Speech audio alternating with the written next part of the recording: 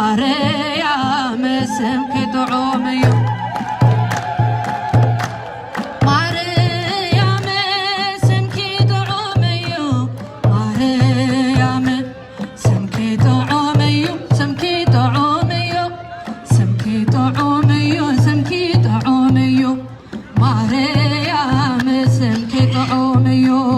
ናይ ብዙሓት ኣዶ ማርያም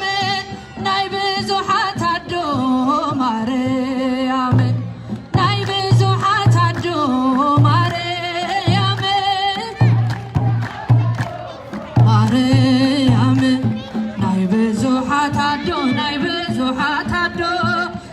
ብዙሓት ኣዶ ናይ ብዙሓት ኣዶ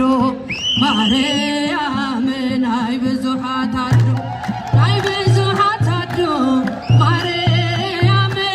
ናይ ብዙሓት ኣዶ ማርያም ናይ ብዙሓት ኣዶ ናይ ብዙሓት ኣዶ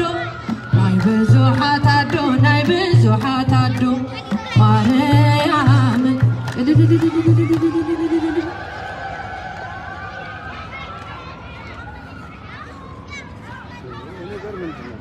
በጣም አሪፍ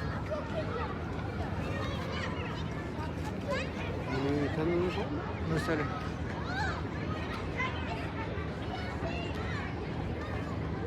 በጣም አሪፍ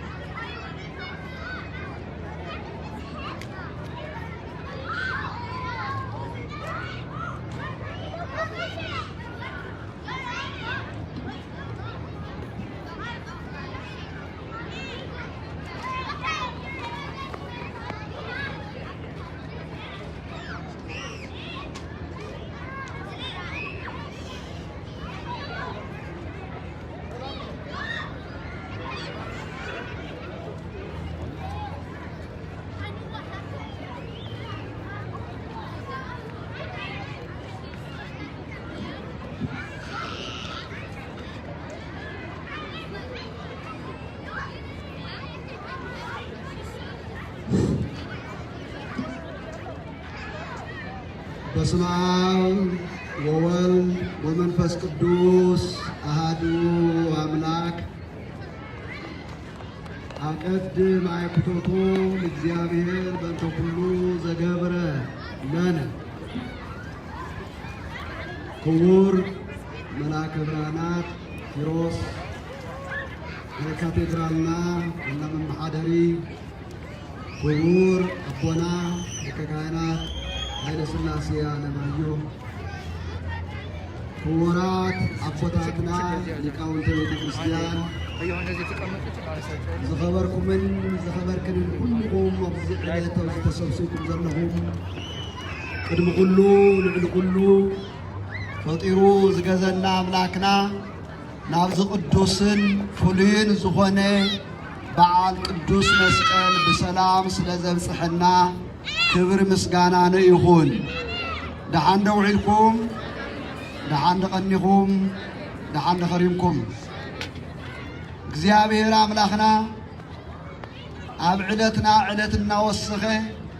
ኣብ ዘመንና ዘመን እናወሰኸ ዋላ በመከራ ውሽጥ እንኳን ተሓለፍና ነገር ግን ብኡ መስኮት ሰርዑና ሓለፈ ዘመን እናወሰኸ ሰዓት እናወሰኸ ዘሌና ነገር ኩሉ ይቡ ናብዚ ዕለት እዩ ናብዚ ሰዓት እዩ ስለ ዘብፅሐና ክብር ምስጋና ይሁን። ናይሎና ናይ ቅድስት ኪዳነ ምሕረት በረከት ረድኤት አው ኩለይና ይሕደር። ኩልኩም ዝሓፃር ሰዓት እዚኣ መንፈስኩም ንክስብስቡ ኣብቲ ቤተ ክርስቲያን ተመሓላልፎ መልእክቲ ኣእምሮኹም ንክተውድቑ ብትሕትና ንሓተኩም። አጋጣሚ ኮይኑ ኣብ ከባቢና ትርእይዎ ዘለኹም ናይ ትራፊክ መብራህቲ ብዙሕ ዘስጋ ይኾነን ኣጋጣሚ ወድና ወዲቑ ነይሩ ግን ዳሕና እዩ ምንም ዝኾነ ነገር የለን ብዙይ ክንቀስን ይግበና ናብቲ ናይ ዕለት ትምህርቲ ክንኣቱ ኢና ወገብረ ሰላመ በመስቀሉ ዘበሰማይ ወዘበምድሪ ጎይታና መድኃኒና ኢየሱስ ክርስቶስ በቅዱስ መስቀሉ ኣብ ሰማይን ኣብ ምድርን ሰላም አስፈነ ይብል ሐዋርያው ቅዱስ ጳውሎስ እዚ ዕለት እዚኡ ዓብይ ዕለት እዩ በዓል ቅዱስ መስቀል ይበሃል እዚ ዕለት እዚኡ ጎይታና መድኃኒና ኢየሱስ ክርስቶስ ኣብ ቀራንዮ ተሰቂሉ ዘፍሰሶ ደም ኣብ መሬት ኣይነጠበን ኣብ ዝባን መስቀል እዩ ነጢቡ እዚ መስቀል እዚ ድማ ካብቶም ብዕለተ ሰሉስ ተፈጠሩ እፅዋት ሓደ እዩ ስለዚ ኣጋጣሚ ኮይኑ ጎይታና መድኃኒና ኢየሱስ ክርስቶስ ስጉ ተፈተተሉ ደም ዘፈሰሰሉ ተሰቂሉ ዝወዓለሉ ቅዱስ መስቀል እዩ እዚ ክንኽብር ከለና ኩሉ ግዜ እዚ ናስታወስና መስቀል ብዙሕ ትርጉም ኣለዎ እዩ መስቀል ኣብ ክርስትና ህይወትና መስቀል ኣብ ማሕበራዊ ናብራና ብዙሕ ለውጥ ኣለዎ እዩ ብዙሕ ትርጉም ኣለዎ እዩ ጥራይ ናይ ዝበዓል መስቀል ከይኮንና ንኽብር ዘለና ሎማዓንቲ ንሕና ከም ትግራዎት መጠን መንነትናን ባህልናን ስርዓትናን ሃይማኖትናን እውን ንኽብር ኢና ዘለና ኣብ ኣደባባይና ኣብ ቤተ ክርስቲያንና ብናይ ባዕልና ቋንቋ ብናይ ባዕልና ዝማሬ ብናይ ባዕልና ትምህርቲ እዚ ዝገበረልና ኣምላኽና ክብር ምስጋና ይኹን ኩለይና ብዕልልታ ብጭብጨባ ንቀበሉ ዝጸጋ እዚኡ ነሳውዝ ዝሓለፈ ዓመተ በይ ነርና ቅድሚ 2 ዓመተ በይ ነርና እንታይ ንብል ነርና ብምንታይ ንዝምር ነርና በቋንቋና ኸይንምስክር በቋንቋና ኸይንዝምር ልሳና ክእሰር ተገይሩ ነገር ግን በመስቀል ምክንያት እግዚአብሔር ለአጋንንት ዘአሰሮም ከም ዝፈትሕ ሁሉ ልሳና ፈቲሑ ደረትና ነፍሕና ኣብ ቅድሚ መስቀል ጠጠውልና ኣብ ቤተ መቅደሱ ጠጠውልና ሓቂ ክንምስክር ጀሚርና ኣለና እግዚአብሔር እዚ ዝገበረልና ክብር ምስጋና ይሁን ስለዚ ሎሙ ተኽብርዎ ዘለኹም በዓል መስቀል መንነትኩም እዩ ክብርኹም እዩ ሕላገትና እዩ ጥራይና ሃይማኖትና አይኮነን መስቀል እንትርዮ እንተለና ከም ሐዋርያው ቅዱስ ጳውሎስ ዝበሎ ኣብ ሰማይን ምድርን ዝነበረ ጽልኢ ዘፍረሰ ካብ ሰማይ ክሳብ መሬት መላእክትን ሰብን ከይራኸቡ ዲያውሎስ ብዝፈጠሮ ጸገም ወድስ ደቂ ሰባት ምስ ዲያውሎስ ሕብረት ፈጢሮም ንእግዚአብሔር ይግዛእን ኢሎም ዘውፅዎ ምክንያት መጠን ኣብ ሰማይ ምስ ዝነብሩ መላእክትን ኣብ ምድሪ ዝነብሩ ደቂ ሰባትን ጽልኢ ተፈጢሩ ንብዙሕ ዘመናት ነይሩ እዚ ብጽልኢ እዚ ክፈርስ ዝኸኣለ ድማ ብጎይታና በመድኃኒና በኢየሱስ ክርስቶስ ቅዱስ መስቀል እዩ ስለዚ መስቀል ብዙሕ ትርጉም ኣለዎ እንትንብል ተለና ብሉይ ኪዳን መስቀል ካልእ እዩ ትርጉሙ ነይሩ መስቀል ናይ መርገም ምልክት እዩ ነይሩ ኣብ ኦሪት ዘዳግም ምዕራፍ 21 ከም እንንቦ መስቀል ጥፍኣት ዝፈጸሙ ሰባት ዝድሕኑሉ ከይኾነ ወንጌል ዝፈጸሙ ሰባት ንስሐ ኣትዮም ዝድሕኑሉ ከይኾነ ዝስቀሉሉ እዩ ነይሩ ስለዚ ናይ መርገም ምልክት ነይሩ እቲ ናይ መርገም ምልክት ዝነበረ መስቀል ድማ ጎይታና መድኃኒና ኢየሱስ ክርስቶስ ኣብ ልዕሊኡ ተሰቂሉ እቲ መርገም ኣጥፊኡ ሰላምን በረከትን ንዓለም ኣስፊኑ ምሕረት ወሪዱ ንዝን ዝገበረ ኣምላኽ ክብር ምስጋና ይሁን መስቀል ናይ መርገም ምልክት ዳ ኣይንበር እምበር ብድሕሪ ግና ምሕረት ተለዊጡ ሎሚ ኣብ ቤተ ክርስቲያንና ኣብ ኢድና ኣብ ኣገልግሎትና ኣብ ሰውነትና ናይ መስቀል ምልክት እናገበርና ንባረኸሉ ንቅደሰሉ ለና ኣጋንንት ዝርሕቑ ብመስቀል እዮም ንሕና እውን ካብቲ ዝነበረ ናይ መርገም ጨርቂ ዝደሓና ምስ መላእክት ሓቢርና ክንዝምር ዝኸኣልና ናብ ሰማይ ወፂና ናይ እግዚአብሔር ምስጢር ክርኢ ዝኸኣልና በቦና ብቅዱስ ያሬድ ምክንያት ብቅዱስ መስቀል ምክንያት እዩ ምክንያቱ እቲ ኣብ ደቂ ሰባትን ኣብ መላእክትን ዝነበረ ዓብይ ድልድይ ዘፍረሰ ጎይታና መድኃኒና ኢየሱስ ክርስቶስ ኣብ መስቀል ተሰቂሉ ስለ ዝኾነ ሰላም ዝሃበና ኣምላኽና ንዙይ ንዝገበረልና ኣምላኽና ክብሪ ምስጋና ይኹን። ሎሚ ኣብ ዘመንና ብዙሓት ናይ መስቀል ተቃረንቲ ኮይኖም መፅዮም እዮም። መስቀል ናይ ሰላም ምልክት እዩ፣ ናይ ዓወት ምልክት እዩ። ኣብዚ ሎሚ እዋን ግን ምስ እግዚኣብሔር ዘራኽብ ሰብና ሰብ ዘራኽብ ድልድይ ዝሰርሑ ከይኾኑስ ድልድይ ዘፍርሱ መፅኦም ኣለዉ። ምስ እግዚኣብሔር ዝራኸቡ ደቂ ሰባት ህይወት ዘፍርሱ ዘዕንዉ መፅኦም ኣለዉ። ግን ብጣዕሚ ዝገርመኩም ነገር እቲ መስቀል ዝሓዘ ኩሉ ግዜ የሽንፍ እዩ። بمسكال زعمن بقويتانا بمدحانينا يسوع كريستوس زعمن حق زلوا سببوا دلي سرحوا صلاته يشنفيو وزينا نرزل لنا بزلموان كم تنفلطو قدم سيل قدوس قسطنطينوس صلاة خشنف مجمريا انا بእግዚአብሔር ጸሎት ተቅሪቦ በሰማይ ተገለጸሉን ነገር ተልዩ ናይ መስቀል ምልክት ሒስካ ኺድሞ ሁሉን ጸላተንኻ ከተሽንፎ ሚካኤል እግዚአብሔር በመላእኩ ገይሩ ገሊጽሉ ንሱ ድማ ናብ ጦርነት ተወፍር ተሎ መስቀልን ጠልጥሎ ክሳድ ገይሩ ካይዱ ኣብ ፍራሱን ተይተረፈ አሲርዎም መክሲሚያኖስ ተባሃለ ንጉስ ድማ በቲ መስቀል ገይሩ አሽንፊዎ በዓወት ናዓዱ ተመሊሱ ሎሚ ህዝብና ኸጭፍጭፉ ዝመጹ ህዝብና ኸጥፉ ዝመጹ ቤተ ክርስቲያንና ኸፍርሱ ዝመጹ መስቀልና ኸሰርቁ ዝመጹ ታሪኽና ኸሰርቁ ዝመጹ ሁሉም ናይ አይሁድ አዝማድ ዝኾኑ ጉሙንኦም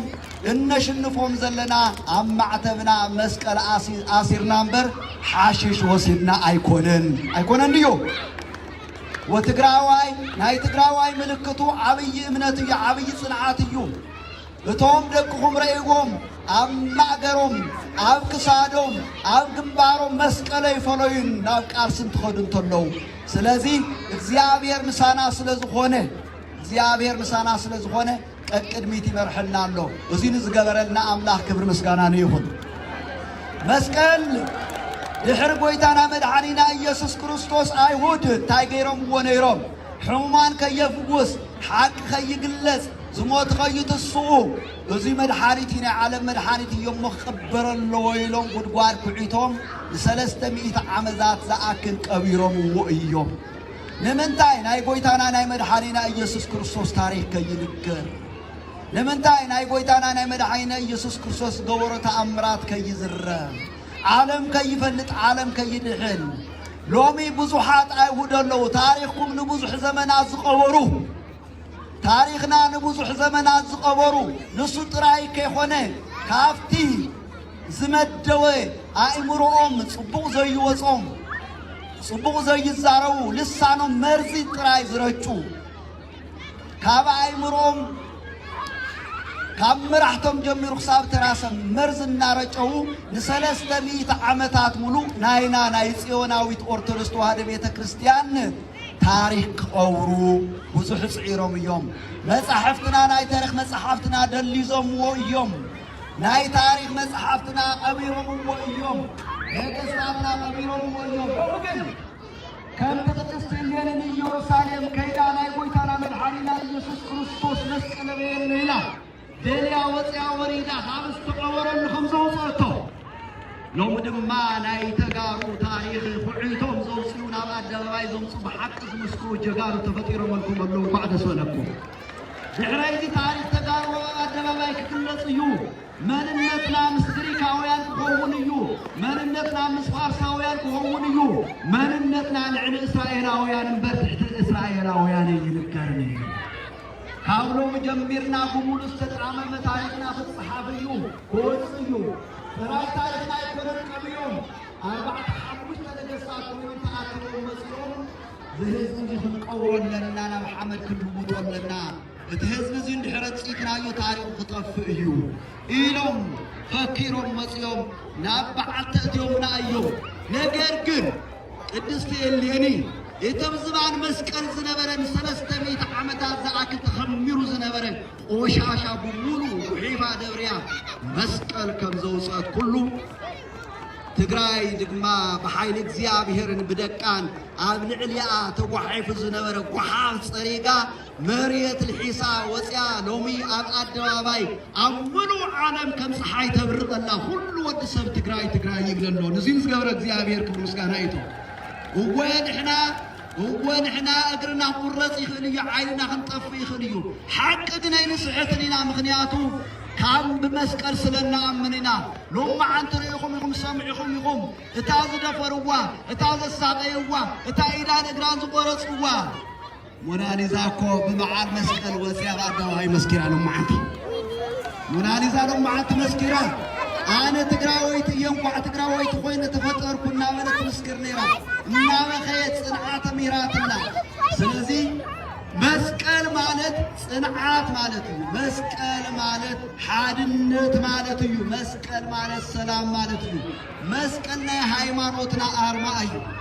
سلزي مسكال حزنا زين سقرو روا يلن زين وطو عقبت يلن زين شنفو صلاة يلن كلهم نايدياو نسقرا خور كوينو من تمزو نشنفو بمتانا نشنفو بمسكال بلاك زيادير حايلي لذي زين مجمرة جزية بعلى مسكن بعلى دمرة كخبر استكبره بتوم حزز زمتنا صرقنا صرفنا زلوا فريساويان أيكونن ببعلتنا بنقصكم بودهم ببهم بعث جبر مسكن أقسماوي استجمرة دمرة ناي بعلتنا زنبرين قوسنا ومكرهم نيرو لما قلنا بوتن كل سلنا سلازي أبيت كريستيانا أب أدباباينا حق نخن مسكر أب كل خريستوس حق نخن زارب زيابي هرس سلازي فقد الله كبر مسكانا نيوه سلازي مسكال حادنا تيلا حزو ودي أولس كنا شنفون نخيل مسكال حزنا رسول قطقطون نخيل كنا صرفون نخيل كي تعملوا لومي كابا غيرهم تمتم حزوم ጳጳሳት መስሎም መስቀልን ጠልጢሎም ስለዝኾኑ ትክክለኛ ቦታት ከይመስልኩም ኣብ አሜሪካ 10 ሊቃነ ጳጳሳት ኣለው እዞም 10 ሊቃነ ጳጳሳት እዚኣቶም ሙሉኦም ንናይ ትግራይ ህዝብ ክንጸንት ንኽጠፍእ ንኸይጸንት ንኸይጠፍእ ኣብ ኢትዮጵያ ሰላም ክሰፍን ኣብ እግዚአብሔር ክጽልዩና ተገብኡ ናይ ዘመት ፓርቲ መንግስታት እዚኣቶም ጽለኛታት ኮይኖም ዋይት ሃውስ አትዮም ህዝብ ይተጠፈለው ይቆጽናለው መስዓታው ሰሞኑን ላይ ይቆጥ ሚሎም ዘለሞነ ናይ ጉድ ዶክተር ዘመንና መስል ስለዚህ ካብለው ጀምርና ንሕና ምዚያቶም ምን ምርክብ የምናን ምክንያቱ ንሕና ንክጠፍ እንተለና ደስቱሎም አባቶም ትበጽሕ እንተለ ዘው ይዚያቶም ስለዚህ መስቀል እውነተኛ ዝኾነ መስቀል ናይ ጎይታና ናይ መድኃኒትና ኢየሱስ ክርስቶስ ሒዝና ግን ኣብ ዝባና ዝመጸ ሁሉ ነገር ክነሽንፍና ስለዚህ ሓድነትና ክነስምረለና ኣብ ቤተ ክርስቲያንና ክንዓስለለና ኣብ ኮሚኒቲና ክንዓስለለና ሕብረት ክንፈጥረለና ብዝኾነ ይኹን ምክንያት ቀዳዳ ክንእቶ ይግበአና ዝበሉ ወድሳቶም ስለዝኾኑ በዚ ድሕር እመኑኒ እንታይ በለበሉ ዝመጸና ዓመት ኩሉ ለይላ ሓቢርና አውዚ ትራይ ከሆነስ አብርሳ አድባራት ወገዳማት አክሱም ጽዮን አደባባይ ደመራ ክነኽብሪና ትግራይ ካብ ጫፍ ክሳብ ጫፍ ነፃ ወፅያ እንደገና ቶም ዝፈረሱ ገዳማት ኩሎም ክስርሑ እዮም ኣብ ንሕድሕድየን እምባታት መስቀል ክስቀል እዩ ኣብ ኩለን እምባታት ትግራይ ንኣና ንዕሊ ሚሳኤል ንዕሊ መድፍእ መስቀልና እዩ እምነትና እዩ ማዕተብና እዩ